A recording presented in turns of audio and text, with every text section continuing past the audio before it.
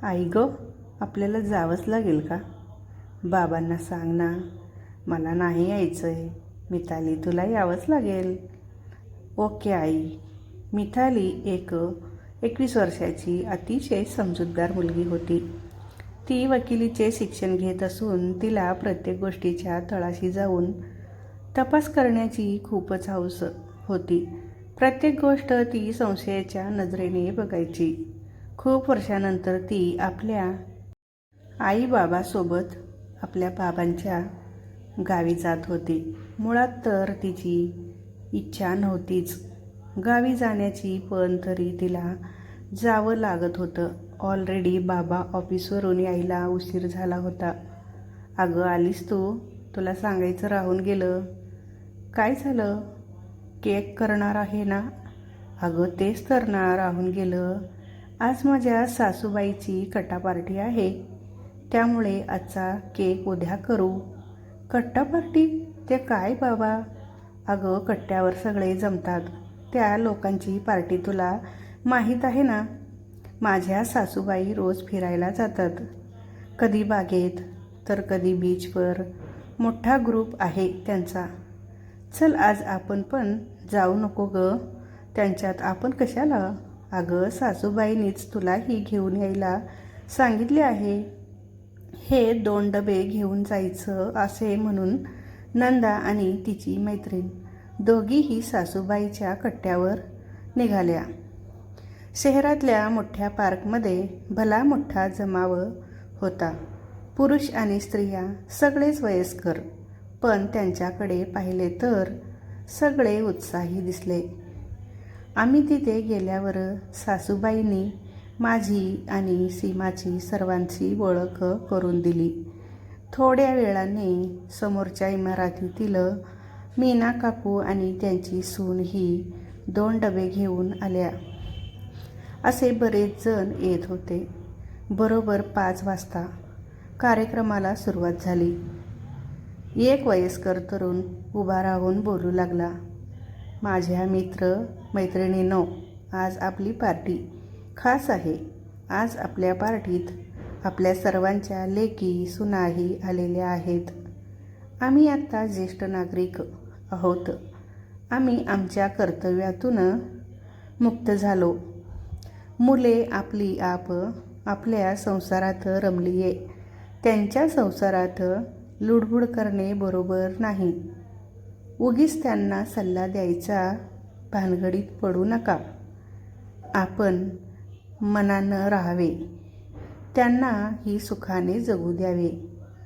आपल्या लेकीशी जसे नाते ठेवतो तसे सुनाशी ठेवा आणि वागा. जसे द्याल तसे घ्याल.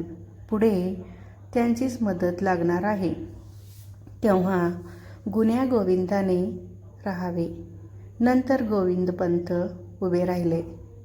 सदाशिवने सांगितले, आम्ही आत्ता ज्येष्ठ आहो, पण आपल्याला बरेच जणांचा बालिशपणा अजूनही आहे.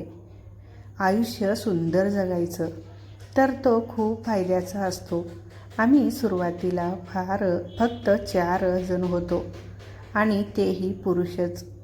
पण आत्ता ह्या 2 वर्षात आपला समूह केवढा मोठा झाला बघा. त्याला कारणही ह्या सर्व आपल्या मैत्रिणी.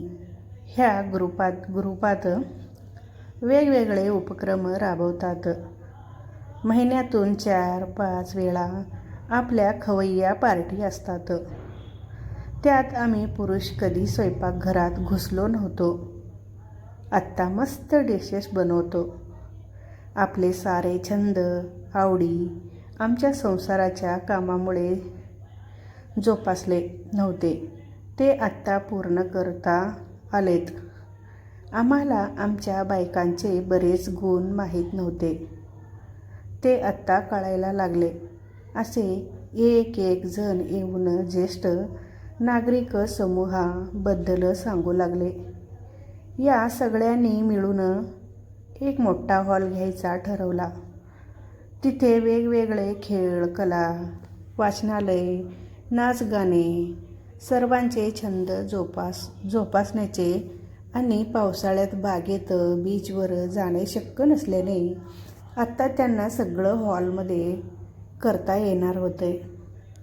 तसेच कधी अडीअडचणीत छोट्या कार्यक्रमाला हॉल भाड्याने देता येणार असेही मत व्यक्त केले.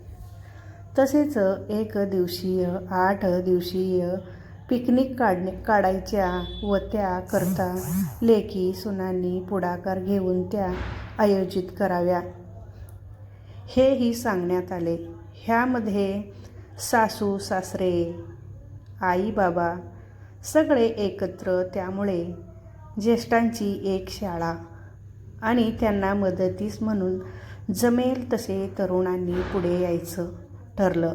नंतर सगळ्यांनी डब्यातला खाऊ डिशमध्ये घालून दिला आणि एकमेकांचे निरोप घेऊन घरी निघाले. वाटेत शीलाने नंदाला विचारले, "वाह गं नंदा, मस्तच की गं ह्या ज्येष्ठांचे. अगं त्यांचे नियमित सकाळी व्यायाम, योगा, हर्षासन, चालणं धावणं सगळं नियोजित चाललेलं असतं. छानच गं. सासू सासरे आई वडील खरंच सगळ्यांचा एकोपा आपुलकी आवडलं मला." सगळ्या ज्येष्ठांनी आणि त्यांच्या लेकी सुनांनी असं वागायचं ठरलं तर आपले वृद्धाश्रम बंद पडतील, आपली भारतीय संस्कृती विकसित होईल आणि घर एक नंदनवन होईल. माझ्या सासूंना पण ह्या समूहात सामील व्हायला सांगते, असे बोलून शीलाने नंदाचा निरोप घेतला व वेगळ्याच आनंदाने ती घरी परतली. नको करू असंच, ती खूप जणांना दिसते म्हणून तुला म्हटलं. बरं चल, घरचे वाट बघत असतील. आत्ता आपण घरी जाऊया, मधू काका विचारत पडतात आणि थेट गुरुजींचं घर गाठतात. गुरुजी आहात का तुम्ही घरी? लवकर बाहेर या, मला तुमच्याशी महत्त्वाचं बोलायचं आहे. मधू काय झालं? तू काय एवढा गडबडला का आहेस? गुरुजी, ती दिसली. मधू तू जरा शांत बस. काय झालं मला शांततेने सांग. हे घे आधी पाणी पी, एक मोठा श्वास घे आणि मग मला शांततेत सांग.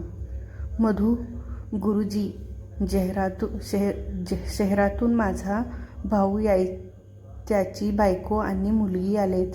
काल माझ्या पुतणीला म्हणजे सायलीला ती दिसली. रात्रीच्या वेळी बस स्टँडवर एकटी बसलेली. गुरुजी अशा आश्चर्यचकित होऊन कोण लक्ष्मी हे नाव घेताच वातावरणामध्ये हलकी लहर येते. पक्ष्यांचा आवाज येऊ लागतो. हवा जोरात चालू लागते आणि वाऱ्याची ती मंद झळक गुरुजींच्या आणि मधू काकांच्या अंगाला त्रहारे आणते. आणि कोण असेल लक्ष्मी? सायलीला कळेल का? काय असेल लक्ष्मीची कहाणी?